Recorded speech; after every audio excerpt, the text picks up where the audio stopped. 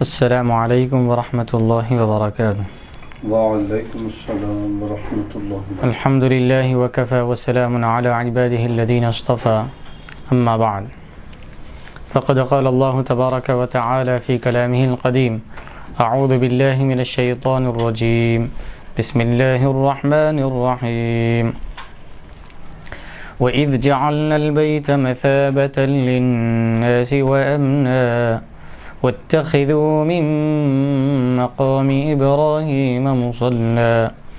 وَعَهِدْنَا إِلَىٰ إِبْرَاهِيمَ وَإِسْمَاعِيلَ أَن طَهِّرَا بَيْتِيَ لِلطَّائِفِينَ وَالْعَاكِفِينَ وَالرُّكَّعِ السُّجُودِ۔ صدق اللہ العلی العظیم وصدق رسوله النبی الامین الکریم ونحن على ذلك لمن الشاہدین والشاکرین والحمد للہ رب العالمین۔ معزز حاضرین اکرام، باب العلم انواریہ ایجوکیشنل سوسائٹی کے تحت چلنے والا ادارہ جامعہ انواریہ کے زیر اہتمام یہ ریکارڈنگ تفسیر مظہری کی جاری ہے۔ سورہ بقرہ کی آیت نمبر 125 کی تفسیر ہم سماعت فرما رہے تھے۔ اس کے کچھ مختصر حصے کی تفسیر ہم سماعت فرما چکے ہیں، اور وَاتَّخِذُوا مِن مَّقَامِ إِبْرَاهِيمَ مُصَلًّى اس کی تفسیر ہم سماعت فرما رہے تھے۔ مقام ابراہیم کیا ہے؟ مقام ابراہیم یہ اس کی تحقیق چل رہی تھی۔ اس بارے میں ایک حدیث مبارک حضرت قاضی ثناء اللہ پانی پتی رحمۃ اللہ علیہ نے نقل فرمائی تھی، جس میں حضرت اسماعیل علیہ السلام کی زوجہ محترمہ نے حضرت ابراہیم علیہ السلام کو سواری پہ سے اتارنے کے لیے ایک طرف سیدھی طرف وہ پتھر رکھا اور آپ کا چہرے مبارک دھویا، پھر بائیں طرف وہ پتھر رکھا اور آپ نے اس پر پیر رکھا، اترا اور بائیں طرف کا آپ نے ان کا چہرہ دھویا۔ تو ایک روایت سے یہ صاحب تفسیر بتا رہے ہیں کہ اس روایت سے پتہ یہ چلتا ہے کہ حجر اسود جو ہے وہ پتھر ہے جو اسماعیل علیہ السلام کی زوجہ نے حجر اسود نہیں، مقام ابراہیم کا پتھر، سبقت لسانی کی وجہ سے یہ حجر اسود نکل گیا ہے، اس کو نوٹ کر لیں، حجر اسود نہیں، مقام ابراہیم جہاں پر نماز پڑھنے کا حکم ہے۔ تو الغرض مقام ابراہیم سے مراد کون سا پتھر ہے؟ تو اس بارے میں صاحب تفسیر نے یہ ایک روایت نقل فرمائی، جس سے یہ پتہ چلتا ہے کہ یہ مقام ابراہیم وہ پتھر ہے جو حضرت اسماعیل علیہ السلام کے زوجان ابراہیم علیہ السلام کی آمد پر آپ کے اترنے کے لیے رکھا تھا۔ تو اس پر آپ کے قدم مبارک کے نشان ثبت ہو گئے، بیٹھ گئے، جم گئے، اس پر آپ کے قدم مبارک کے نشان اس پر بیٹھ گئے۔ تو یہ پتھر سے ایک زمانے دراز تک استبراق کیا جاتا رہا، اس کو مسح کر کے اس سے برکتیں حاصل کی جاتی رہیں، اس کے بعد یہ قدم کے نشان مدھم پڑ گئے۔ تو یہ ایک روایت یہاں پر صاحب تفسیر حضرت قاضی ثناء اللہ پانی پتی رحمۃ اللہ علیہ نے نقل فرمایا کہ مقام ابراہیم سے مراد وہ پتھر ہے جو اسماعیل علیہ السلام کی زوجان ابراہیم علیہ السلام کے آمد پر ان کے اترنے کے لیے رکھا تھا، یہ وہی پتھر ہے۔ اور ایک دوسری روایت لا رہے ہیں جو تعمیر کعبہ کے وقت حضرت اسماعیل علیہ السلام نے جو پتھر آپ کے جب خانہ کعبہ کی تعمیر ذرا بلند ہوتی گئی، دیواریں اوپر چڑھتی گئی، دیواریں ذرا بلند ہو گئی، تو پھر اس کے بعد ابراہیم علیہ السلام کو اوپر دیوار اٹھانے کے لیے ذرا دشواری ہو رہی تھی، تو آپ نے آپ کے ٹھہرنے کے لیے ایک پتھر لا کر وہاں پر رکھ دیا۔ آپ وہ پتھر پر ٹھہر کر دیوار کی اوپر کی تعمیر کر رہے تھے، اور جس پتھر پر آپ ٹھہرے تھے وہ پتھر پر آپ کے قدم مبارک کے نشان بیٹھ گئے، نشان ثبت ہو گیا اس پر۔ تو مقام ابراہیم سے مراد فرماتے ہیں کہ وہ پتھر ہیں جو تعمیر کعبہ کے وقت حضرت ابراہیم علیہ السلام نے ٹھہر کر خانہ کعبہ کی دیواریں تعمیر فرمائی تھی، بلند فرمائی تھی، اٹھائی تھی۔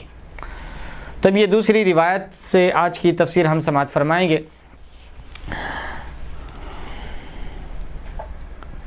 تو ایک روایت تو ہم نے ملاحظہ فرما لیا جس میں حضرت اسماعیل علیہ السلام کی زوجہ نے حضرت ابراہیم علیہ السلام کی آمد پر جو پتھر رکھا تھا، مقام ابراہیم سے مراد فرما رہے ہیں وہ پتھر ہیں۔ اس کے بعد صاحب تفسیر یہ جو حدیث نقل کرے ہیں تفسیر بغوی جلد نمبر 1 صفحہ نمبر 151 سے نقل فرمائے ہیں۔ اب آگے صاحب تفسیر فرما رہے ہیں کچھ عرصے بعد، یہ تو واقعہ ہو گیا، آپ کی آمد پہلی زوجہ کے بارے میں فرمائے کہ اپنی دہلیز بدل دو، پھر دوسری زوجہ کا جو شکر گزار اور حسن اخلاق جب ان کا رویہ دیکھے تو فرمائے کہ اپنی دہلیز کو قائم رکھو، مضبوطی کے ساتھ درست اس کو مضبوط رکھنا۔ تو الغرض یہ 2 دفعہ آپ کی آمد ہوئی، چلے گئے، پھر کچھ عرصے بعد حضرت ابراہیم علیہ السلام پھر اسماعیل علیہ السلام کے پاس پھر ایک عرصے کے بعد تشریف لائے۔ تو اسماعیل علیہ السلام زمزم کے قریب ایک درخت کے نیچے تیروں کو تراش رہے تھے، یعنی تیر بنا رہے تھے۔ جب حضرت اسماعیل علیہ السلام نے آپ کو آتے ہوئے دیکھا تو کھڑے ہو کر آداب فرزندی بجا لائے، یعنی ادب و احترام کے لیے کھڑے ہو گئے۔ تو بڑے بزرگوں کا احترام لازم ہے، چاہے وہ والدین ہو یا بڑے عمر رسیدہ حضرات ہو، ان کے ادب و احترام کے لیے کھڑے ہونا یہ آداب میں سے ہے۔ یہ شرک یا کفر نہیں ہے بلکہ یہ آداب میں سے ہے۔ یہاں پر ایک الگ بحث ہے، میں اس میں بحث میں تو نہیں جاؤں گا۔ یہاں پر 2 حدیث شریف بانی جامعہ نظام علیہ رحمت و رضوان نے اس کا ذکر فرمایا ہے کہ بعض دفعہ ایسا ہوا کہ حضور پاک صلی اللہ علیہ وسلم جب تشریف لاتے تو صحابہ اکرام ٹھہر جاتے آپ کے ادب و احترام کے لیے۔ تو حضور پاک صلی اللہ علیہ وسلم نے منع فرمایا کہ عجم کے جو لوگ ہیں اپنے سرداروں اپنے بادشاہوں کی تعظیم کے لیے کھڑے ہوتے ہیں، ویسا میرا ادب و احترام مت کرو، ویسا مت کھڑے ہو میری آمد پر۔ یہاں پر نکیر ہے، اور ایک دوسرے مقام پر ایک صحابی رسول جو نکیر یعنی منع کیا گیا ہے، روکا گیا ہے، اور ایک دوسرے مقام پر ایک صحابی رسول تھے جو قوم کے اپنے سردار تھے۔ جب وہ تشریف لا رہے تھے تو حضور پاک صلی اللہ علیہ وسلم نے اس قبیلے کے لوگوں سے فرمایا قوموا الی سیدکم، تم اٹھ کر اپنے سید کا اپنے سردار کا استقبال کرو۔ تو یہاں پر اگر اصول کی نظر میں دیکھا جائے تو عمل پر قول کو ترجیح دی جاتی ہے، یعنی ایک ہے حکم ایک ہے عمل۔ ایک حدیث شریف میں 2 ہے، ایک حضور پاک صلی اللہ علیہ وسلم کا عمل ہے اور ایک حضور پاک صلی اللہ علیہ وسلم کا قول ہے۔ تو جہاں پر یہ دونوں چیزیں آ جائے تو وہاں پر قول کو ترجیح دی جاتی ہے، کیونکہ عمل بعض دفعے حضور کی خصوصیات میں سے ہوتا ہے یا بعض دفعے حضور کی عاجزی و انکساری کے طور پر ہوتا ہے، لیکن جو حکم ہوتا ہے وہ امت کے لیے لازم اور ضروری ہوتا ہے۔ تو یہاں پر اس حدیث سے بانی جامعہ فرماتے ہیں کہ بڑوں کے ادب و احترام کے لیے کھڑے ہونا یہ سنت ہے، آداب ہے، اخلاق ہے، احترام کھڑے ہونا۔ پھر دونوں نے یوں اظہار محبت کیا جیسے باپ بیٹے اور بیٹا باپ سے کرتا ہے، یعنی دونوں آپس میں ایک دوسرے سے محبت کا اظہار کیے۔ پھر فرمایا اسماعیل اللہ تعالیٰ نے مجھے ایک حکم دیا ہے، کیا تو میری اس میں اعانت کرے گا؟ یعنی اللہ تعالیٰ نے مجھے ایک حکم دیا ہے ایک کام کا، کیا تم میری اس میں مدد کرو گے، میرا ساتھ دو گے؟ حضرت اسماعیل علیہ السلام نے کہا ہاں ضرور مدد کروں گا۔ فرمایا مجھے میرے رب نے یہ حکم دیا ہے کہ میں ایک گھر بناؤں۔ تو اس وقت دونوں نے بیت اللہ شریف کی بنیادیں کھڑی کرنا شروع کر دی۔ حضرت اسماعیل علیہ السلام پتھر اٹھا کر لاتے اور حضرت ابراہیم علیہ السلام تعمیر فرماتے رہتے خانہ کعبہ کی۔ جب دیواریں بلند ہو گئی تو پھر پتھر یعنی مقام ابراہیم حضرت اسماعیل علیہ السلام اٹھا کر لائے، یعنی جب دیواریں بلند ہو گئی اور ہاتھ پہنچنے سے رہ گیا تو حضرت اسماعیل علیہ السلام ایک پتھر لا کر رکھ دیے، حضرت ابراہیم علیہ السلام اس پر کھڑے ہو کر خانہ کعبہ کی دیواریں اوپر اٹھاتے رہے۔ حضرت ابراہیم علیہ السلام اس پتھر پر کھڑے ہو کر تعمیر فرماتے رہے اور حضرت اسماعیل علیہ السلام پتھر لاتے رہے اور دونوں زبان سے یہ پڑھتے رہے، یعنی یہ الفاظ ادا کرتے تھے تعمیر کعبہ کے وقت، ربنا تقبل منا انک انت السمیع العلیم۔ یہ دعائیہ کلمات آپ کی زبان پر تھے، اس کے ساتھ ساتھ یہ تعمیر ہوتے رہتی تھی، اور اس کا ترجمہ ہے ربنا تقبل منا، اے ہمارے پروردگار تقبل منا، ہم سے یہ ہمارے عمل کو، یہ تعمیر کعبہ کے عمل کو قبول فرما، انک انت السمیع العلیم، بے شک تو ہی سننے والا اور جاننے والا ہے۔ حدیث شریف میں ہے رکن اور مقام جنت کے 2 یاقوتوں میں سے 2 یاقوت ہے۔ اب یہ حجر مقام ابراہیم کے بارے میں صاحب تفسیر نے مختلف احادیث سے یہ بتلایا ہے کہ ایک تو روایت یہ ملتی ہے اور ایک دوسری روایت یہ ملتی ہے، خانہ کعبہ کی تعمیر کے وقت جو اسماعیل علیہ السلام نے ابراہیم علیہ السلام کے قدموں کے نیچے جو پتھر رکھا تھا تعمیر کعبہ، خانہ کعبہ کی دیواروں کی بلندی کے لیے، وہ مقام ابراہیم ہے۔ اور ایک روایت کے مطابق جو حضرت اسماعیل علیہ السلام کی زوجہ نے آپ کے نیچے اترنے کے لیے سواری سے جو رکھا تھا وہ مقام ابراہیم ہے۔ اور اس کے بعد اور جو رکن یمانی ہے، حجر اسود وغیرہ ہے، اس کے بارے میں اور کیا کیا روایت ہے اس کو بھی یہاں پر صاحب تفسیر لا رہے ہیں، ملاحظہ فرمائیں۔ حدیث شریف میں ہے رکن اور مقام جنت کے یاقوتوں میں سے 2 یاقوت ہے، یعنی یہ پتھر جو ہے یہ جنت کے پتھروں میں سے ہے۔ اس حدیث کو امام مالک نے حضرت انس رضی اللہ تعالیٰ عنہ سے مرفوعاً نقل فرمایا ہے۔ حضرت ابن عمر رضی اللہ تعالیٰ عنہما سے مروی ہے، فرماتے ہیں میں نے رسول اللہ صلی اللہ علیہ وسلم کو یہ فرماتے ہوئے سنا ہے کہ رکن اور مقام جنت کے یاقوت میں سے ہے۔ اللہ تعالیٰ نے ان دونوں کا نور ختم کر دیا، یعنی یہ دونوں پتھروں کا نور ختم کر دیا۔ جنت کے پتھر تھے اور اس میں ایک نور اور روشنی شعاعیں تھی، لیکن ان کا نور ختم ہو گیا۔ اگر ان کا نور اور چمک ختم نہ فرماتا تو یہ مشرق و مغرب کو روشن کر دیتے۔ اللہ اکبر۔ جامع ترمذی معارضۃ الاحوذی صفحہ نمبر 878۔ تو اس حدیث کو امام ترمذی نے ذکر کیا ہے، امام بغوی نے بھی یہی حدیث نقل کی ہے، جس کے الفاظ میں اختلاف ہے مگر معنی یہی ہے۔ نگاہ عبرت و بصیرت رکھنے والوں نے یہاں سے استنباط کیا ہے کہ کسی جگہ اللہ کا نیک بندہ کچھ وقت قیام فرماتا ہے تو وہاں آسمان سے سکینہ اور برکات کا نزول ہوتا ہے، سبحان اللہ، جس سے دل اللہ تعالیٰ کی طرف راغب ہوتے ہیں، اور وہاں نیکیوں کا اجر بھی کئی گنا ہو جاتا ہے، اور اسی طرح اگر وہاں گناہ کیا جائے تو اس کی سزا بھی کئی گنا زیادہ ملتی ہے۔ واللہ اعلم بالصواب۔ تو صاحب تفسیر یہاں پر ایک لطیف نکتہ بتا رہے ہیں اس حجر اسود مقام ابراہیم سے۔ صاحب تفسیر حضرت قاضی ثناء اللہ پانی پتی رحمۃ اللہ علیہ ایک لطیف بات یہاں پر، ایک لطیف نکتہ بتا رہے ہیں کہ یہ مقام ابراہیم یہ تو ایک پتھر ہے، لیکن جب پیغمبر کے قدم اس سے مس ہو گئے، اللہ کے نیک برگزیدہ بندے کے قدم مبارک اس سے مس ہو گئے، اس کو چھو لیے، تو وہ پتھر بھی بابرکت ہو گیا۔ وہاں پر بھی اللہ کے انوار و تجلیات کا نزول ہوتا ہے، اللہ کی طرف سے وہاں پر سکینہ نازل ہوتا ہے، اور اس کے سبب دل جو ہے اللہ کی طرف راغب ہوتے ہیں، مائل ہوتے ہیں۔ تو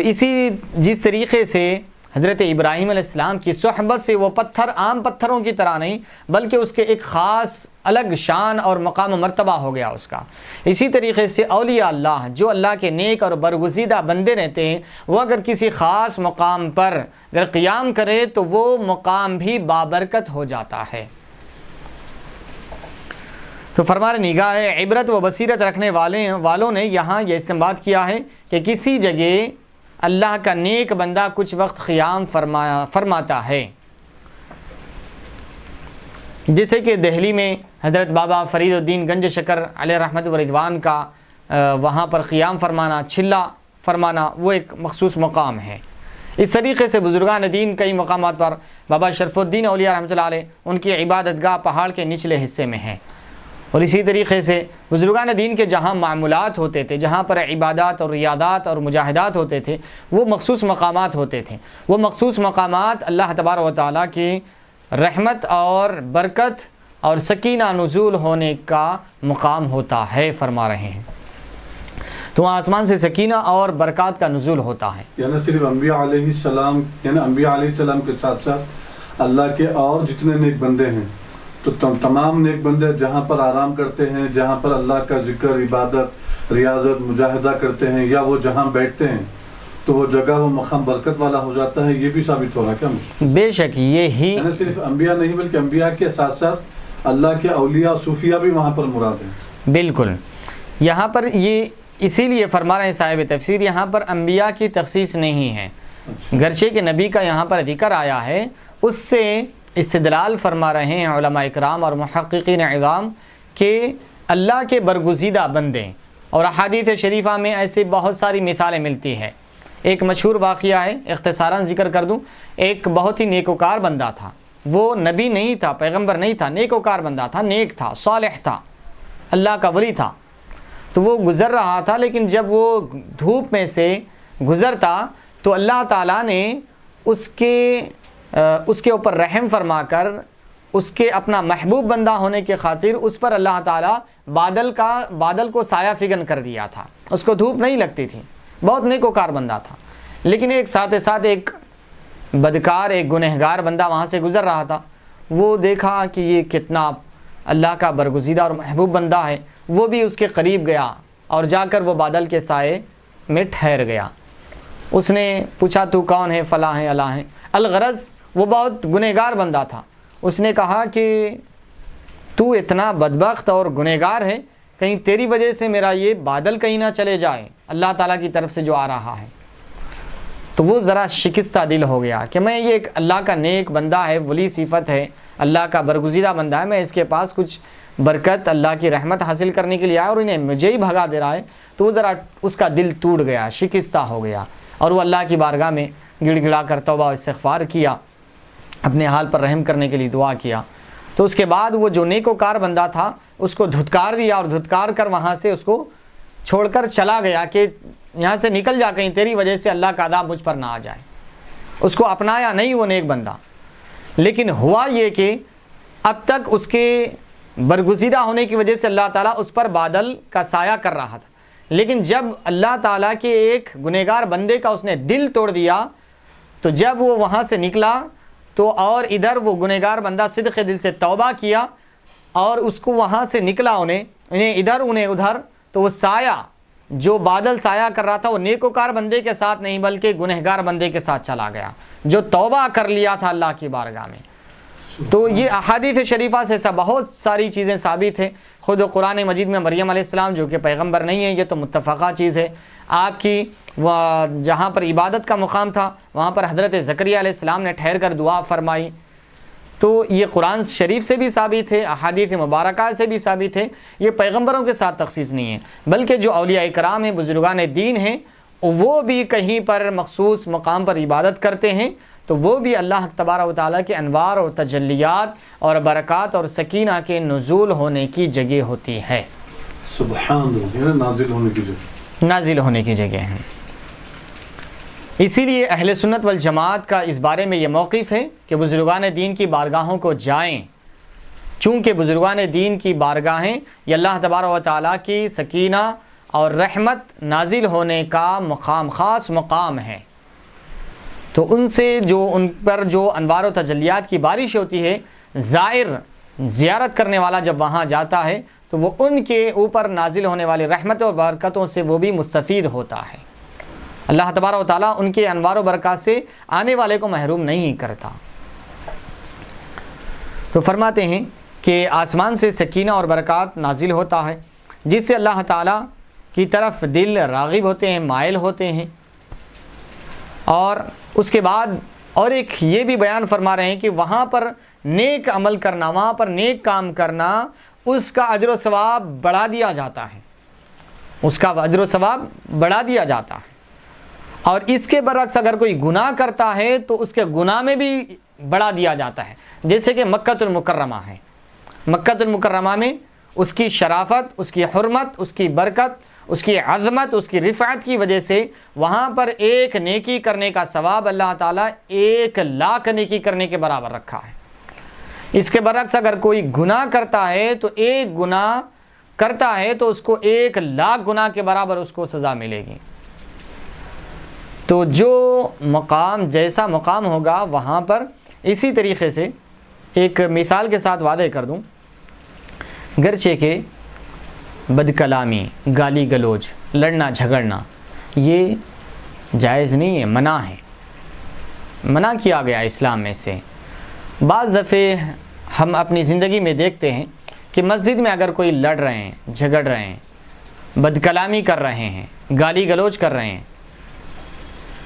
تو کہا جاتا ہے ارے یہ اللہ کا گھر ہے، مسجد ہے، مسجد میں کیوں لڑ رہے ہیں، مسجد میں کیوں لڑ رہے ہیں، جھگڑ رہے ہیں، یہاں کیوں بد کلامی کر رہے ہیں، جاؤ باہر نکلو۔ کیا باہر جا کر لڑنا جھگڑنا گالی گلوچ کرنا جائز ہے؟ نہیں ہے، باہر بھی جائز نہیں ہے، مسجد میں بھی جائز نہیں ہے لڑنا جھگڑنا۔ لیکن یہ اس لیے کہا جاتا ہے کہ باہر کے مقابل میں مسجد یہ اللہ کا گھر ہے، یہاں پر اس کا احترام واجب ہے، ضروری ہے، لازم ہے۔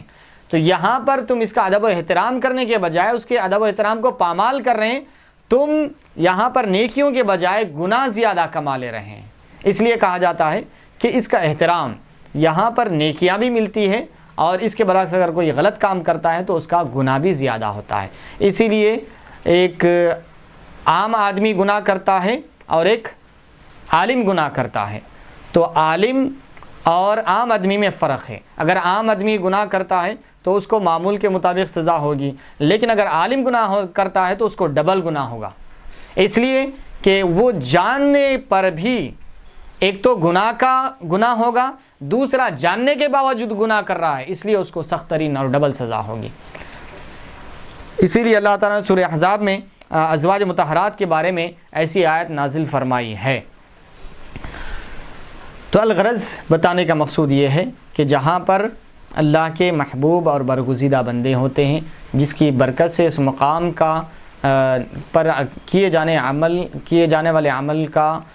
اجر میں بھی اضافہ کیا جاتا ہے، اور اگر وہاں پر نافرمانی اور گناہ ہوتا ہے تو اس کے گناہ میں بھی اضافہ کیا جاتا ہے۔ اس کے بعد صاحب تفسیر فرما رہے ہیں ان طہرا بیتی للطائفین کی تفسیر فرما رہے ہیں۔ ان طہرا اصل میں بھی ان طہرا ہے، اور یہ بھی جائز ہے کہ یہ ان مفسرہ ہو، کیونکہ عہد کے ضمن میں قول کا معنی پایا جاتا ہے۔ بیتی میں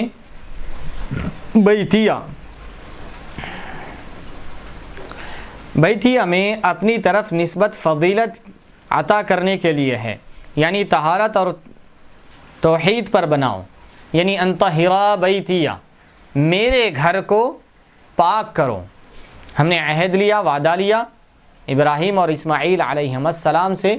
کہ میرے گھر کو پاک کرو، اور یہ میرا گھر جو اللہ تعالیٰ نے خانہ کعبہ کو فرمایا، یہ شرف اور فضیلت بخشنے کے لیے خانہ کعبہ کی نسبت اللہ تعالیٰ نے اپنی طرف فرمائی ہے، جبکہ اللہ تعالیٰ زمان اور مکان سے پاک ہے۔ اللہ تبارک و تعالیٰ زمانے سے اور مکان سے، جگہ سے، گھر سے، یہ پاک ہے اللہ تعالیٰ، لیکن اس کو شرف اور فضیلت بخشنے کے لیے اللہ تعالیٰ نے اس کی نسبت اپنی طرف فرمائی ہے۔ انطہرا، اس کو پاک کرو، پاک و صاف کرو، ستھرا رکھو، اور توحید پر بناؤ، وحدانیت پر، اللہ کی توحید پر بناؤ۔ سعید ابن جبیر اور عطا فرماتے ہیں کہ اس کا مطلب یہ ہے کہ بتوں اور جھوٹ کی غلاظت سے پاک کرو۔ انطہرا، پاک کرو کس سے؟ کہ بتوں کی غلاظت سے، جھوٹ کی غلاظت سے اس کو پاک کرو، خانہ کعبہ۔ بعض علماء فرماتے ہیں کہ اس کا معنی ہے کہ اس میں خوشبو سلگاؤ اور خوب صاف رکھو، یعنی اس میں خوشبو سے معطر کرو اسے اور خوب صاف رکھو۔ انطہرا کے معنی کیا ہے؟ خوشبو سے معطر کرو اس کو، اور خوب صاف رکھو، ستھرا رکھو، پاکیزہ رکھو۔ اسی لیے حرمین شریفین میں آج بھی عود اور لوبان وغیرہ کا دھواں دیا جاتا ہے، حرمین شریفین کی مسجدوں کو معطر کیا جاتا ہے۔ نافع اور ہشام اور حفص نے یہاں اور سورۃ الحج میں بیتیہ کی یا کو فتحہ کے ساتھ پڑھا ہے۔ طائفین سے مراد طواف کرنے والے، رکع اور سجود، راکع اور ساجد کی جمع ہے۔ رکع راکع کی جمع ہے، سجود یہ ساجد کی جمع ہے۔ اس سے مراد نمازی ہے، نماز پڑھنے والوں کے لیے، طواف کرنے والوں کے لیے، اعتکاف بیٹھنے والوں کے لیے میرے گھر کو صاف ستھرا رکھو۔ بسم اللہ الرحمن الرحیم وَإِذْ قَالَ إِبْرَاهِيمُ رَبِّ اجْعَلْ هَذَا بَلَدًا آمِنًا وَارْزُقْ أَهْلَهُ مِنَ الثَّمَرَاتِ مَنْ آمَنَ مِنْهُمْ بِاللَّهِ وَالْيَوْمِ الْآخِرِ قال ومن كفر فأمتعه قليلا ثم أضطره إلى عذاب النار وبئس المصير۔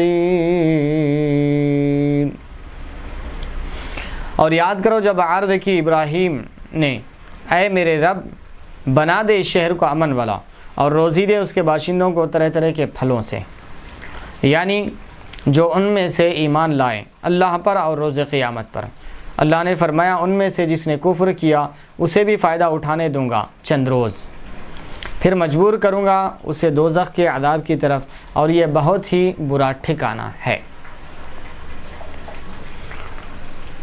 اس کے بعد ابراہیم علیہ السلام نے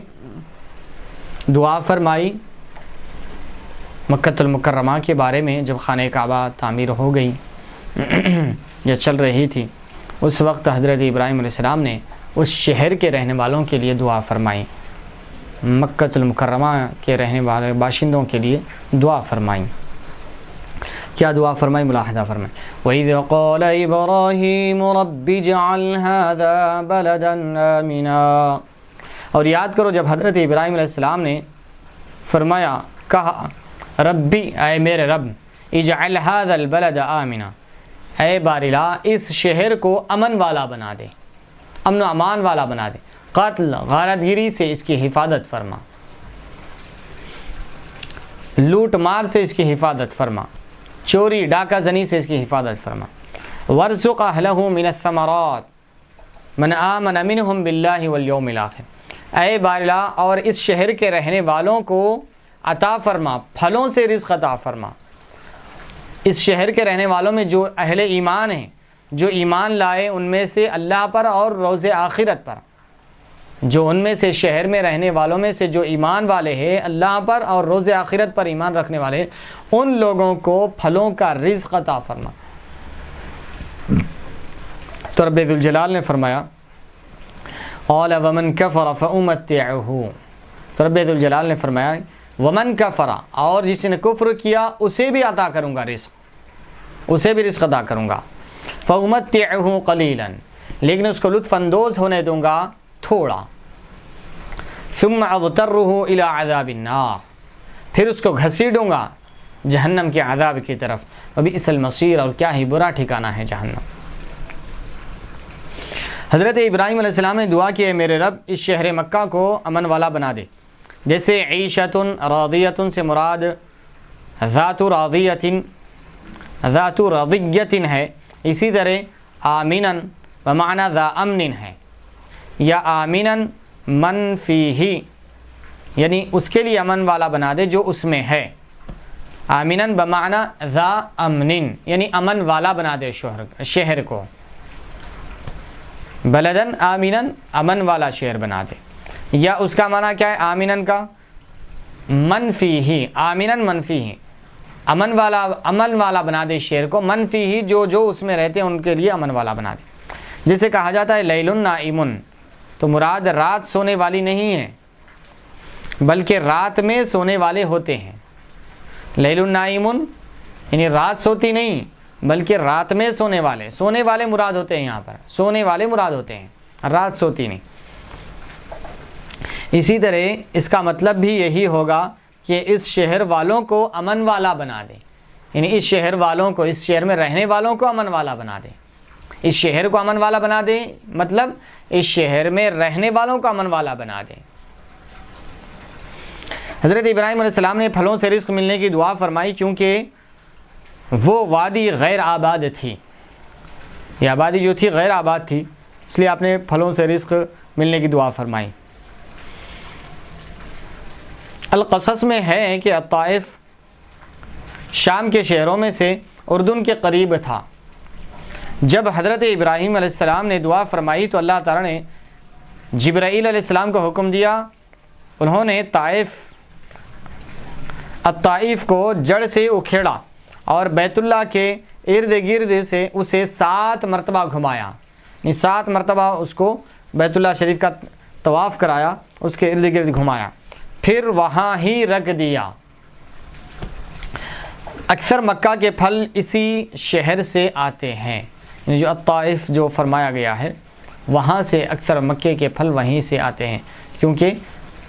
اللہ تعالیٰ نے جبرائیل علیہ السلام کو حضرت ابراہیم علیہ السلام کی دعا پر جبرائیل علیہ السلام کو بھیجا، تو جبرائیل علیہ السلام نے وہاں کے طائف کو جڑ سے اکھیڑا اور بیت اللہ شریف کے ارد گرد اس کے ساتھ طواف کرائے، پھر اس کو وہاں پر ہی رکھ دیا۔ اور اکثر و بیشتر جو مکہ المکرمہ میں جو پھل آتے ہیں وہ وہیں کے پھل ہوتے ہیں۔ جس شہر کا، جس مقام کا حصے کو اکھاڑ کر لا کر حضرت جبرائیل علیہ السلام نے خانہ کعبہ کا طواف کرایا تھا، اسی شہر سے، اسی مقام سے خانہ کعبہ کے اکثر و بیشتر پھل وہیں سے آتے ہیں۔ من آمنا، اب گرامر کے اعتبار سے فرما رہے ہیں، من آمنا ترکیب نحوی کے اعتبار سے من اہلہ سے بدل بعد ہے۔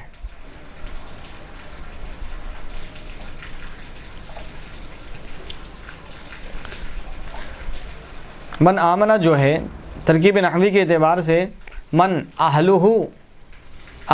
کیا ہے، ورزق اہلہ جو ہے اس سے بدل بعد ہے، یعنی تو پہلے فرمایا کہ ورزق اہلہ، اس میں مکے کے شہر کے رہنے والوں کو رزق عطا فرما، اس کے بعد تخصیص فرما رہی، اس کے بعد فرمانے کہ اہلہ من الثمرات من آمن منہم، جو ان میں سے ایمان لائے۔ مکے میں تو بہت سارے لوگ ہوں گے، لیکن اس میں سے جو ایمان لائے اللہ پر اور آخرت پر، ان کو پھلوں سے رزق عطا فرما۔ تو فرمایا یہ بدل بعد ہے۔ دعا میں حضرت ابراہیم علیہ السلام نے مومنین کو خاص فرمایا تاکہ میری یہ دعا کفار کے کفر پر اعانت نہ بنے، یعنی حضرت ابراہیم علیہ السلام نے جو دعا فرمائی من آمن منہم باللہ والیوم الآخر، اے بار اللہ اس شہر کے رہنے والوں کو امن والا بنا دے اور ان کو اس کے رہنے والوں کو پھلوں سے رزق عطا فرما، اس کے رہنے والوں میں جو صاحب ایمان ہیں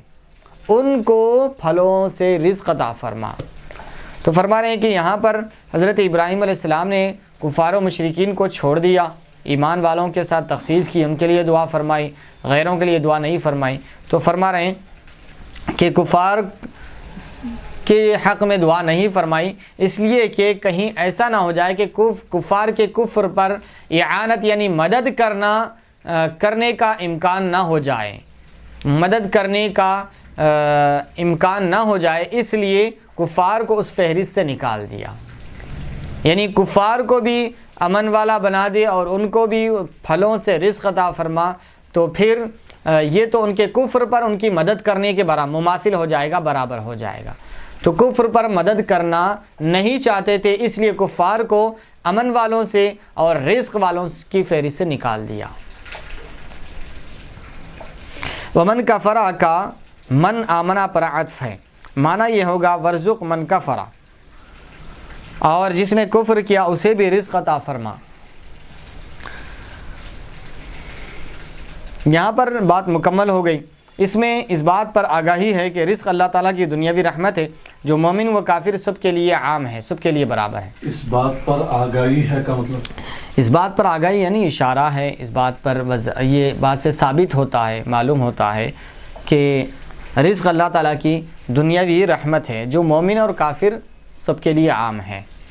رزق جو ہے وہ مسلمانوں کے ساتھ نہیں ہے، خاص نہیں ہے، بلکہ مسلمان اور کافر دونوں کے لیے عام ہے یہ۔ اسی وجہ سے رحمان الدنیا و رحیم الآخرہ کہا جاتا ہے۔ یہ رحمان الدنیا، اللہ تعالیٰ بہت زیادہ رحم فرمانے والا ہے دنیا پر، دنیا میں اس کی رحمت ہے، مسلمانوں پر بھی ہے، کافروں پر بھی ہے۔ وہ رحیم الآخرہ، اور آخرت میں اللہ تعالیٰ رحیم ہے، یعنی یہ جو رحمت ہے یہ مخصوص ہے مسلمانوں کے ساتھ، اہل ایمان کے ساتھ، صاحب ایمان کے ساتھ یہ رحمت خاص ہے۔ آخرت میں کفار و مشرکین کے لیے کوئی رحمت نہیں ہوگی، تو اس لیے کہا جاتا ہے رحمان الدنیا و رحیم الآخرہ۔ اس کے برخلاف رحمان الآخرہ نہیں کہا جاتا۔ بخلاف نبوت کے اور دینی رہنمائی کی یہ صرف مومنین کا ہی نصیبہ ہے، یا من کفرا مبتدا ہے جو اپنے ضمن میں شرط کا معنی لیے ہوئے ہیں، اور اس کی خبر فَأُمَتِّعُهُ ہے۔ ابن عامر نے باب فعال سے تخفیف کے ساتھ پڑھا ہے، یعنی فَأُمْتِعُهُ، اور باقی قرآن باب تفعیل سے تشدید کے ساتھ پڑھا ہے، اور دونوں کا معنی ایک ہی ہے، یعنی فَأُمْتِعُهُ پڑھا ہے بعض قرآن فَأُمَتِّعُهُ پڑھا ہے۔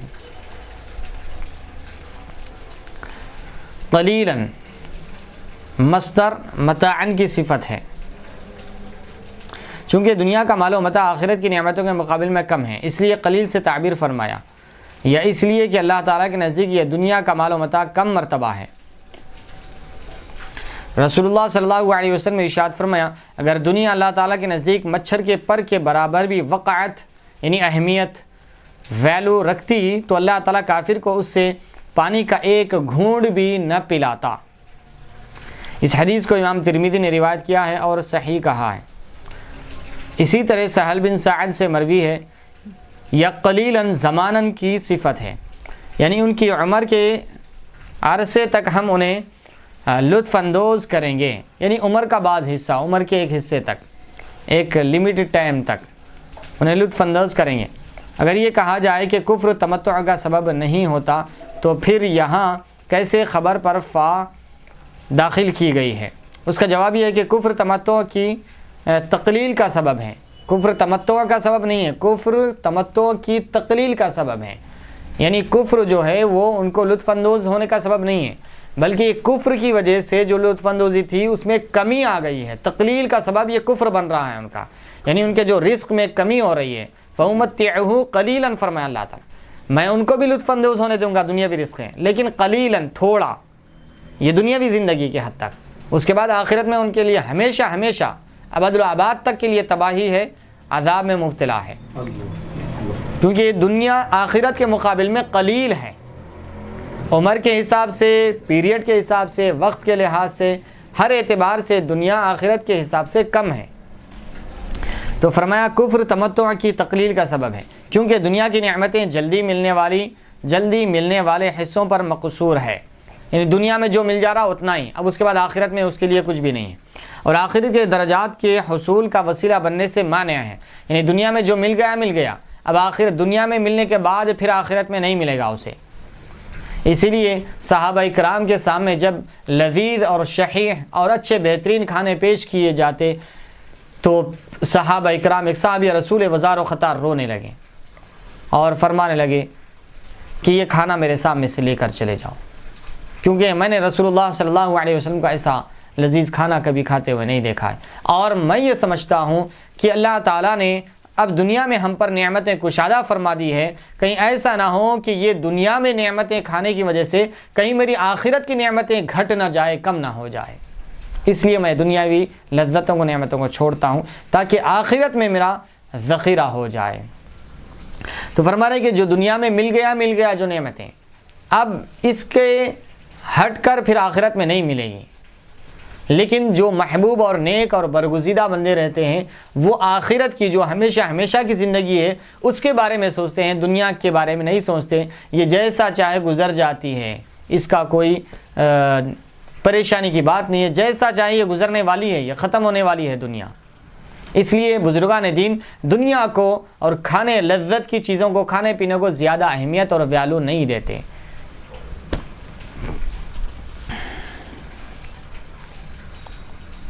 اور آخرت کے درجات کے حصول کا وسیلہ بننے سے مانے ہیں، یعنی دنیا میں جو چیزیں مل گئی وہ آخرت میں اس کے لیے کوئی حصہ نہیں رہتا۔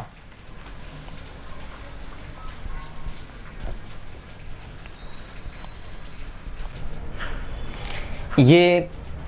کفر کی وجہ سے اس میں کمی آ گئی تھی، یعنی کفر یہ تمتع کی تقلیل کا سبب بنا، کفر تمتع کا سبب نہیں بنا، تو اس لیے فرمایا گیا کیونکہ دنیا کی نعمتیں جلدی ملنے والوں پر جو ہے وہ دنیا میں محصور ہو کر رہ جائیں گی، دنیا میں ہی محدود ہو کر رہ جائیں گے، آخرت میں ان کے درجات میں بلندی کا سبب بننے سے مانے ہیں، یعنی رکاوٹ ہے، نہیں بن سکتے، برخلاف مومن کے صاحب ایمان کے، تو وہ دنیا میں بھی نعمتیں بھی پاتا ہے اور آخرت میں بھی اس کے لیے درجات ہے۔ تو صاحب تفسیر فرما رہے ہیں بخلاف مومن کے، کیونکہ اللہ تعالیٰ نے اسے جو نعمت کے شکر اور اس کے صحیح استعمال کی وجہ سے نعمتیں عطا فرمائیں، یعنی جو بندہ نعمت کے حصول پر جو شکر بجا لاتا ہے، نعمت ہونے کے ساتھ ساتھ پھر شکر بجا لانے کی وجہ سے اس کے لیے اور نعمتیں اور درجات آخرت میں بلند ہوتے ہیں۔ اور نعمت کا صحیح استعمال جو مومن بندہ کرتا ہے، اس لیے اس کے لیے آخرت میں درجات بلند ہوتے ہیں، وہ دائمی آخرت کے درجات کے حصول کا سبب بنتا ہے۔ یہ کہنا بھی ممکن ہے کہ دنیاوی زندگی کا مال و متاع اللہ تعالیٰ کے نزدیک خبیث اور ملعون ہے، اس لیے ممکن ہے کہ کفر اس کے حصول کا سبب ہو۔ کیا آپ نے اللہ تعالیٰ کا یہ ارشاد ملاحظہ نہیں فرمایا وَلَوْلَا أَن يَكُونَ النَّاسُ أُمَّةً وَاحِدَةً لَجَعَلْنَا لِمَن يَكْفُرُ بِالرَّحْمَنِ لِبُيُوتِهِمْ سُقُفًا مِّن فِضَّةٍ وَمَعَارِجَ عَلَيْهَا يَظْهَرُونَ وَلِبُيُوتِهِمْ أَبْوَابًا وَسُرُرًا عَلَيْهَا يَتَّكِئُونَ وَزُخْرُفًا وَإِن كُلُّ ذَلِكَ لَمَّا مَتَاعُ الْحَيَاةِ الدُّنْيَا صدق اللہ العظیم۔ کیا یہ ارشاد آپ نے ملاحظہ نہیں فرمایا ہے؟ فرما رہے ہیں صاحب تفسیر، کیونکہ اللہ تعالیٰ نے اس میں فرمایا کہ اگر امت ایک ہی ہو جانے کا خوف نہ ہوتا تو سارے یہ کفار و مشرکین کے گھروں کو ہم ان کے چھتوں کو چاندی کا بنا دیتے، اور سیڑھیاں جس پر وہ چڑھتے ہیں اس کو چاندی کے بنا دیتے، اور ان کے گھر اور ان کے گھروں کے دروازے اور تخت جو جس پر وہ ٹیکا لے کر بیٹھتے ہیں وہ سونے کے بنا دیتے ہیں۔ اور یہ جو سب کچھ چیزیں، سونا چاندی، یہ جو دنیاوی چیزیں ہیں، اس کے بارے میں رب ذوالجلال فرما رہے ہیں ذَلِكَ لَمَّا مَتَاعُ الْحَيَاةِ الدُّنْيَا وَإِن كُلُّ ذَلِكَ لَمَّا مَتَاعُ الْحَيَاةِ الدُّنْيَا۔ یہ جو ہے صرف یہ دنیاوی زندگی ہے، دنیا کے حد تک یہ ختم ہو جانے والی چیز ہے۔ تو رب ذوالجلال ارشاد فرما، اگر یہ خیال نہ ہوتا کہ سب لوگ ایک امت بن جائیں، یعنی اگر اللہ تعالیٰ کافروں کے چھتوں کو چاندی کے بنا دیتا اور ان کے دروازوں کو اور تختوں کو سونے کے بنا دیتا، تو جو صاحب ایمان ہیں کمزور اور ضعف الایمانی کی وجہ سے کہیں وہ یہ نہ سمجھ بیٹھے کہ کہیں یہ کفر ہی سچا ہے اور وہ کفر میں داخل ہو جائے اور دنیاوی نعمتوں اور دنیاوی مال و دولت کے پیچھے کہیں نہ پڑ جائیں۔ اگر یہ خدشہ اور یہ امکان نہ ہوتا تو ہم کافروں کو دنیا میں سب کچھ عطا فرما دیتے، ان کے گھر بار جو ہے سونے چاندی کے بنا دیتے ہم، اگر یہ امکان نہ ہوتا، یہ خدشہ نہ ہوتا۔ لیکن بعض ضعیف الایمان اور کمزور ایمان والے لوگ ممکن ہے کہ ان کی دنیا میں دولت کو دیکھ کر کہیں ایمان سے پھر نہ جائے، اس لیے اللہ تبارک و تعالیٰ نے ان کو اتنی دولت نہیں دیا۔ دولت ضرور دیا انہیں، دنیا کی نعمتیں بہت دیا انہیں، لیکن اتنی نہیں دیا جتنا ذکر کیا جا رہا ہے۔ کیوں؟ اس لیے کہ کہیں کمزور ایمان والے کفر کی طرف مائل نہ ہو جائے،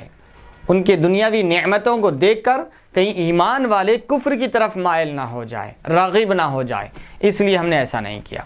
تو ارشاد ربانی، اگر یہ خیال نہ ہوتا کہ سب لوگ ایک امت بن جائیں گے تو ہم بنا دیتے ان کے لیے جو انکار کرتے ہیں رحمان کا، یعنی کافروں کے لیے بنا دیتے ان کے مکانوں کی چھتیں چاندی کے چھت بنا دیتے۔ ہم سیمنٹ، پتھر، ریتی، پانی، یہ ان چیزوں سے ہم چھت بنا رہے ہیں۔ رب ذوالجلال فرما رہے ہیں اگر ایک امت بن جانے کا خدشہ نہ ہوتا تو پھر ہم یہ کافروں کی چھتوں کو چاندی کی بنا دیتے، اور سیڑھیاں جن پر وہ چڑھتے ہیں، وہ سیڑھیاں بھی چاندی کی بنا دیتے، اور ان کے گھروں کے دروازے جو ہے چاندی کے، اور وہ تخت جن پر وہ تکیہ لگائے بیٹھتے ہیں وہ بھی چاندی اور سونے کے بنا دیتے۔ اور یہ سب سنہری روح پہلی چیزیں دنیاوی زندگی کا سامان ہے، یعنی یہ جو سونا چاندی یہ سب چیزیں جو ہے یہ دنیاوی زندگی کا سامان ہے، یہ آخرت میں اس کے لیے کوئی ثواب نہیں ملے گا۔ جو دنیا میں مل گیا ان کفار و مشرکین کے لیے، آخرت میں ان کے لیے کوئی حصہ نہیں ہے۔ یعنی کفر کا مقتضی اصل تو دنیا کا مال و متاع ہے، یعنی کفر کا اصل مقتضی، کفر کی اصل چاہت، کفر کا اصل تقاضا یہ ہے کہ وہ دنیاوی مال و متاع ہے، دنیا تک اس کی نعمتیں محدود ہیں، آخرت میں اس کا کوئی حصہ نہیں ہے۔ اگر لوگوں کے ایک امت ہونے کا مانع نہ ہوتا تو کفر کا تقاضا تو یہ ہے کہ ان کے گھر اور دروازے اور ان کے پلنگ چاندی اور سونے کے ہوں۔ تو رب ذوالجلال نے اس آیت کے ذریعے یہ بیان فرما رہا ہے کہ سارے لوگ ایک امت ہونے کا معنی نہ ہوتا، یعنی اگر جو صاحب ایمان ہیں وہ بھی کافر بن جانے کا معنی نہ ہوتا، یعنی وہ بھی کافر نہ بنتے، تو پھر ہم کافروں کی چھتوں کو، ان کے گھروں کو سونے چاندی کے بنا دیتے۔ لیکن اگر ان کے گھروں کو سونے اور چاندی کے بنانے کی وجہ سے امکان تھا، یہ خیال ہو سکتا تھا کہ کمزور ایمان والے بھی کفر کی طرف مائل اور راغب ہو جائیں، اس لیے ان کے گھروں کو، کیونکہ کفر اتنا بدترین عمل اور فعل اور عقیدہ ہے کہ جس نے ساری کائنات بنایا، زمین بنایا، آسمان بنایا، درخت بنائے، سمندر بنائے، زمین سے پانی نکال رہا ہے، کھیتیاں اگا رہا ہے، آسمان سے بارش برسا رہا ہے، کھیتیاں، پھل وغیرہ سب چیزوں کا انتظام کیا، اور اسی ذات کا انکار کر رہے ہیں، اسی کے بھیجے ہوئے رسولوں کا انکار کر رہے ہیں، اسی کی بھیجی ہوئی کتاب کا انکار کر رہے ہیں، تو اس سے بڑا جرم اور گناہ اور کیا ہو سکتا ہے؟ جس کا کھا رہے ہیں، جس کی زمین پر رہ رہے ہیں، جس کے سورج سے شعاعیں لے رہے ہیں، جس کے چاند سے روشنی لے رہے ہیں، جس کی زمین کا پانی پی رہے ہیں، جس کی زمین پر چل رہے ہیں، پھر رہے ہیں، جس کے اگائے ہوئے اناج اور غلے سے کھا رہے ہیں، پی رہے ہیں، پھر اسی کی نافرمانی، تو اس سے بڑا جرم اور کیا ہو سکتا ہے؟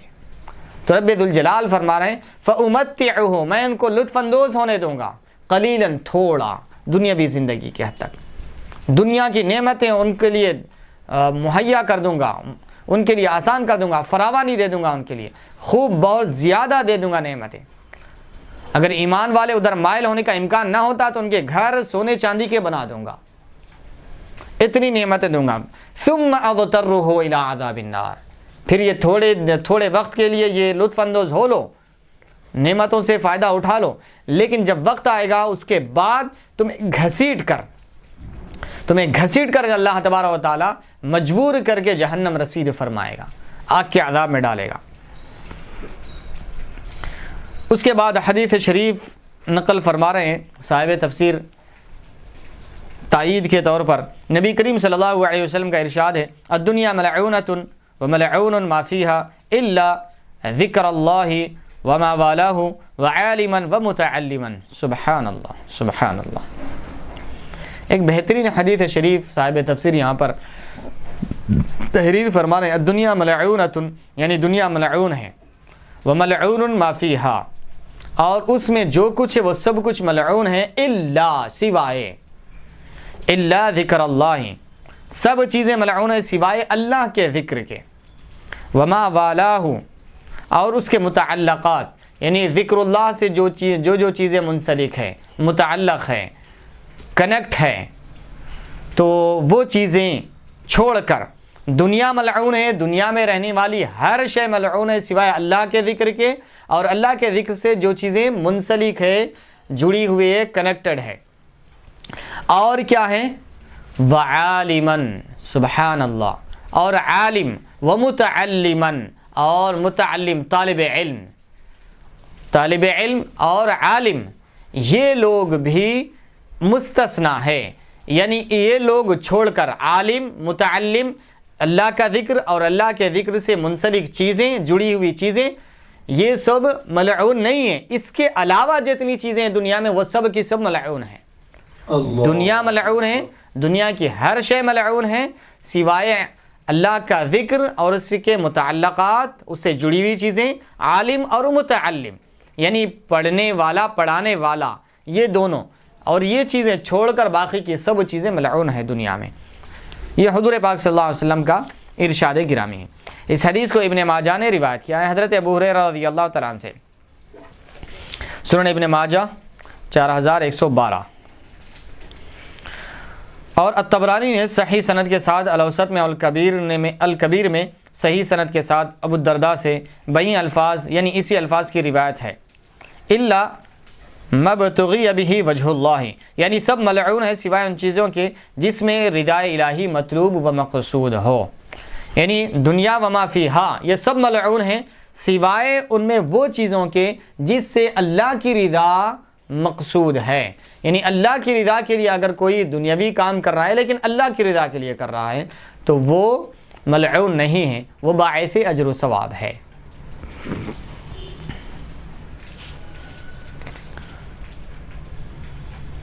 پھر اس کے بعد آگے فرما رہے ہیں، پھر میں اسے ثم اضطرہ الی عذاب النار، پھر میں اسے اس کے کفر اور مال کو رب کی رضا کے بغیر صرف کرنے کی وجہ سے دوزخ کی طرف مجبور شخص کی طرح لے جاؤں گا، یعنی جو کچھ اللہ تعالیٰ نے انہیں نعمتوں سے سرفراز فرمایا ہے، نعمتیں دی ہے، ان نعمتوں کے بے جا اور غلط استعمال کی وجہ سے، اور نعمتوں کے غلط استعمال کی وجہ سے، اسراف کرنے کی وجہ سے رب ذوالجلال ان کے اس دنیاوی نعمتوں کو پامال کرنے کی وجہ سے انہیں مجبور شخص کی طرح، لاچار اور بے بس شخص کی طرح اسے گھسیٹ کر اس کو دوزخ کے آگ کی طرف لے جایا جائے گا۔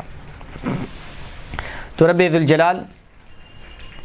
ثم اضطرہ الی عذاب النار فرمایا کہ میں اس کے لیے کچھ وقت کے لیے لطف اندوز ہونے کے لیے دوں گا، فائدہ اٹھانے کے لیے دوں گا کافروں کے لیے، پھر ان کو گھسیٹ کر جہنم کی آگ کی طرف لے جاؤں گا۔ یہ پھر میں اسے اس کے کفر اور مال کو رب کی رضا کے بغیر، یعنی رب کی نافرمانی اور استعمال کرنے کی وجہ سے، آج کل دیکھیں لہو لعب میں جتنا ان کا روپیہ پیسہ خرچ ہوتا ہے، گنیش بٹھا رہے ہیں اور اس کو لے جا کر وہ مٹھی پانی میں پھینک دے رہے ہیں، اور پٹاخے آگ میں جلا دے رہے ہیں، پیسے اتنے ہزاروں کے لاکھوں کے پٹاخے آگ میں جلا کر ضائع کر دے رہے ہیں، ہزاروں لاکھوں خرچ کر کے مورتیاں بنا رہے ہیں، اس کو لے جا کر ہر سال پانی میں پھینکا جا رہا ہے۔ جتنے بھی ان کے تہوار ہیں وہ لے لیجئے، وہ ساری دولت وہاں پر ضائع کر رہے ہیں۔ اللہ تعالیٰ نے دولت دیا بہت، لیکن اس کو صحیح استعمال نہیں کر رہے ہیں، اس کا استعمال غلط کر رہے ہیں، اسراف کر رہے ہیں، بیجا استعمال کر رہے ہیں۔ تو یہ اللہ تعالیٰ نے ان کو دولت دیا، سب دیا، لیکن اس کا غلط استعمال کی وجہ سے رب ذوالجلال فرما رہا ہے کہ پھر انہیں گھسیٹ کر جہنم کی طرف لے جایا جائے گا۔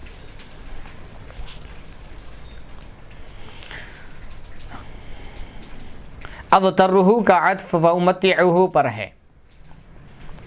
فامتعہ میں انہیں لطف اندوز ہونے دوں گا، فائدہ اٹھانے دوں گا قلیلاً، ثم اضطرہ پھر انہیں گھسیٹوں گا، یعنی پہلے ڈھیل دوں گا، ان کو نعمتوں سے سرفراز کروں گا، پھر ان کے بیجا استعمال کی وجہ سے، غلط استعمال کی وجہ سے انہیں گھسیٹ کر، انہیں مجبور شخص کی طرح گھسیٹ کر جہنم کی طرف لے جایا جائے گا۔ مجاہد فرماتے ہیں مقام کے پاس یہ لکھا ہوا تھا کہ اللہ مکہ کا مالک ہے، میں نے اسے سورج اور چاند کی تخلیق کے دن بنایا ہے، یعنی مکۃ المکرمہ کو، اور زمین و آسمان کی تخلیق کے دن اس کو حرمت والا بنایا ہے، یعنی جب زمین و آسمان کی پیدائش ہوئی جب ہی سے مکۃ المکرمہ حرمت والا ہے، عظمت والا ہے، احترام والا ہے، اور میں نے اسے 7 فرشتوں کے ذریعے گھیر رکھا ہے، اور اس کا رزق 3 راستوں سے آتا ہے، یعنی مکہ مکرمہ کا، اور اس کے دودھ اور گوشت میں برکت رکھی گئی ہے مکہ مکرمہ کی۔ تفسیر بغوی جلد نمبر 1 صفحہ نمبر 1154۔ تو مفتی صاحب یہ دودھ اور گوشت میں برکت رکھی گئی ہے، تو یہ برکت کو ہم کس معنی میں لیں گے؟ برکت سے مراد کیا ہے؟ یعنی اصل میں برکت کہتے کس کو ہیں؟ یا دودھ میں بڑھ جانا، مثال کے طور پر 1 لیٹر دودھ ہے تو وہ 1 لیٹر دودھ 3 لیٹر ہو جانا یہ برکت ہے، یا 1 کلو گوشت 3 کلو ہو جانا یہ برکت ہے، یا پھر وہ 1 کلو گوشت جو عموماً مثال کے طور پہ 15 لوگ اس میں جو ہے کھاتے ہیں، یا 1 کلو گوشت میں 10 افراد کھاتے ہیں، تو گوشت تو 1 کلو ہی ہوگا، مگر بجائے 10 افراد کے 15 افراد اس میں انشاءاللہ کھائیں گے، تو یہ برکت سے، یا یہ مراد ہے برکت سے؟ جی، اصل برکت کا معنی کیا ہے مفتی؟ اللہ تعالی ہمارے شیخ کی مغفرت فرمائے، حضرت علامہ محمد خواجہ شریف صاحب قبلہ رحمۃ اللہ علیہ شیخ الحدیث جامعہ نظامیہ برکت کا مفہوم اور معنی بہت اچھے پیرائے میں بہت اچھے انداز میں سمجھایا کرتے تھے آپ اپنے درس میں کہ برکت یہ برکا سے برک الجمل یہ لفظ سے بنا ہوا ہے۔ برک الجمل اس وقت کہا جاتا ہے جب اونٹ بیٹھ جاتا ہے، زمین سے چمٹ جاتا ہے، زمین پر بیٹھ جاتا ہے تو اس کو برک الجمل کہتے ہیں۔ تو برکت اس لفظ سے بنا ہے، یعنی کسی چیز کا چمٹ جانا، زمین سے اونٹ چمٹ گیا۔ تو برکت کا معنی یہ ہے کہ کوئی بھی چیز میں جو چیز جیسے کہ روپیہ پیسہ ہو، یا جیسے کہ دودھ یہاں پر آیا ہے حدیث شریف میں، اور گوشت آیا ہے، تو اس کا مطلب یہ ہے کہ چیز تھوڑی ہو جو بظاہر اس کو استعمال کیا جائے تو وہ جیسا کہ ابھی آپ فرما رہے تھے کہ 10 لوگوں کے لیے کافی ہوتی ہے، لیکن جب اس میں برکت شامل ہو جائے 10 نہیں بلکہ 20 لوگوں کے لیے بھی کافی ہو جاتی ہے، 20 نہیں بلکہ 50 لوگوں کے لیے بھی کافی ہو جاتی ہے۔ اس کی بہت ساری برکت کی مثالیں احادیث مبارکہ میں اور معجزات رسول میں اور بزرگان دین کے احوال میں، ان کی زندگیوں میں، خود اگر ہم اپنی زندگی میں بھی اگر اس کو تجربہ کر کے دیکھیں تو ضرور اس کا تجربہ ہمیں بھی حاصل ہوگا۔ اس کی کچھ مثالیں عرض کر دیتا ہوں، جیسے کہ حضور پاک صلی اللہ علیہ وسلم کی بارگاہ میں حضرت ابو ہریرہ رضی اللہ تعالیٰ عنہ تشریف لائے۔ بہت آپ کو بہت زیادہ بھوک لگ رہی تھی، اور اتنے میں ایک دودھ کا پیالہ آیا، اور وہ دودھ کے پیالہ جب تحفہ حضور کے پاس آیا تو حضرت ابو ہریرہ رضی اللہ تعالیٰ عنہ دل ہی دل میں یہ خیال کرنے لگے کہ اب حضور پاک صلی اللہ علیہ وسلم یہ دودھ مجھے دے دیں گے، کیونکہ میں بہت زیادہ بھوکا ہوں۔ لیکن حضور پاک صلی اللہ علیہ وسلم نے آپ کو دودھ نہیں دیا۔ یہ بخاری شریف میں واقعہ ہے یہ۔ اس کے بعد حضور پاک صلی اللہ علیہ وسلم نے حضرت ابو ہریرہ رضی اللہ عنہ سے فرمایا کہ جاؤ تم اصحاب صفہ کو بلا کر لاؤ۔ آپ دل ہی دل میں بے چین ہو گئے کہ اب اگر یہ اصحاب صفہ اتنی کثیر تعداد میں حضرات ہے، اگر یہ ایک پیالے دودھ میں یہ سب پئیں گے تو مجھے کیا بچے گا۔ الغرض اصحاب صفہ کو بلایا گیا، اصحاب صفہ تشریف لائے تو حضور پاک صلی اللہ علیہ وسلم نے حضرت ابو ہریرہ رضی اللہ تعالیٰ عنہ سے فرمایا کہ ابو ہریرہ اب یہاں سے شروع کرو، سیدھی جانب سے سب کو دودھ پلانا۔ اصحاب صفہ میں ہر فرد کو، اصحاب صفہ کے بارے میں آتا ہے کہ اس وقت 70 افراد تھے، 70 حضرات تھے جو اس وقت دودھ پینے کے لیے تشریف لائے تھے، کیونکہ وہ بھی اللہ رسول کی بارگاہ میں دین کے حصول کے لیے اپنے آپ کو وقف کر چکے تھے، دین متین کی خدمت کے لیے وہ وقف کر چکے تھے اپنے آپ کو۔ ان کا گھر بار نہیں تھا، وہ حضور پاک صلی اللہ علیہ وسلم کی بارگاہ میں ہی رہتے، جب بھی حضور آتے آپ سے استفادہ فرماتے اور مسجد نبوی کے چبوترے پر آرام فرماتے، وہیں پر رہتے، اور جو کوئی اہل مدینہ انہیں لا کر دیتے وہ کھاتے، اور ماں باقی اللہ کا شکر ادا کرتے، وہ ایسے ہی رہتے۔ تو الغرض جب تحفہ آیا تو حضور پاک صلی اللہ علیہ وسلم نے اصحاب صفہ کو بھی شامل کیا۔ اس دودھ میں حضرت ابو ہریرہ رضی اللہ عنہ کو فرمایا کہ اصحاب صفہ سب کو پلاؤ۔ حضرت ابو ہریرہ رضی اللہ تعالیٰ عنہ ایک دودھ کے پیالے میں کتنے لوگ پئیں گے؟ آپ خود اندازہ کر سکتے ہیں کہ ایک دودھ کا پیالہ ہو تو اس میں بہت زیادہ سے زیادہ اگر لوگ پئیں گے تو 2 4 افراد 10 افراد بہت زیادہ ہو گئے، ایک گھونٹ لیے تو 10 افراد پئیں گے۔ تو الغرض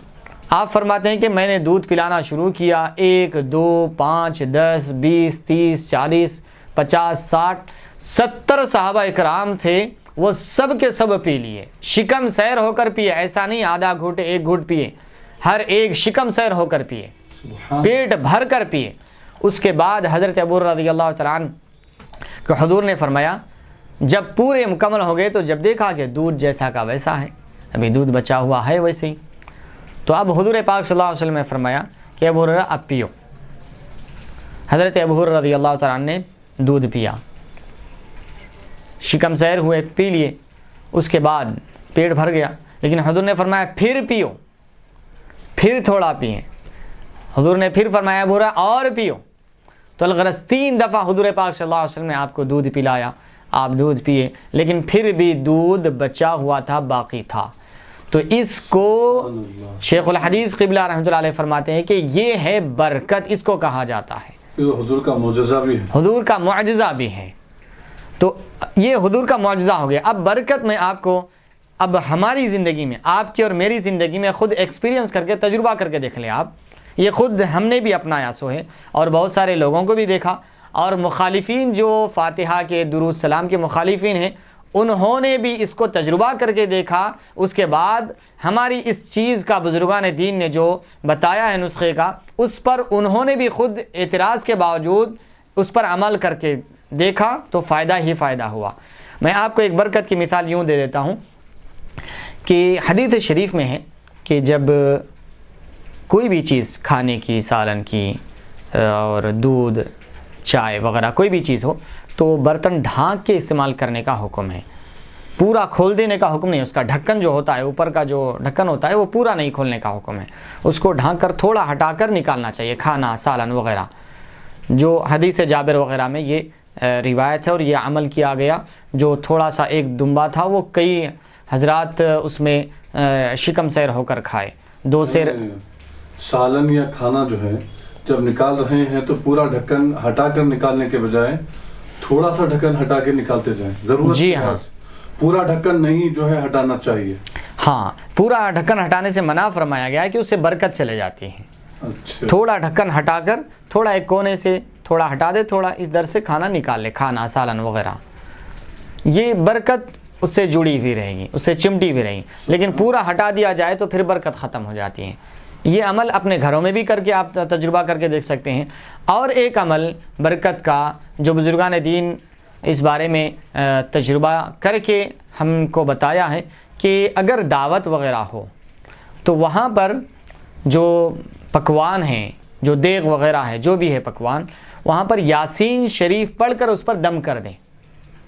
یاسین شریف پڑھ کر دم کر دیں۔ اس کے بعد اگرچہ کہ آپ کو یہ 99% یہ خدشہ ہے کہ کھانا کم پڑے گا، کھانا کم پڑے گا، لیکن اگر آپ یاسین شریف پڑھ کے اگر دم کر دیتے ہیں کھانے پہ تو انشاءاللہ 100% آپ کو یہ یقین ہو جائے گا کہ یہ کھانا کم نہیں بلکہ بچ جائے گا کھانا۔ یہ سبحان اللہ، سبحان، یہ ایک مرتبہ نہیں، کئی دسیوں مرتبہ تجربہ کر کے دیکھا گیا اس عمل پر، اور الحمدللہ کبھی بھی کھانا کم نہیں پڑا۔ اور ایک چیز یہاں تک بھی آپ کو کہہ دوں کہ جو فاتحہ کو اور یہ درود و سلام کو ماننے والے نہیں ہیں، ایک رشتہ داروں میں ہیں ایک صاحب کے، لیکن یہ عمل ہمارے گھروں میں، ہمارے ساتھی کے گھروں میں ہوتا ہوا دیکھا انہوں نے۔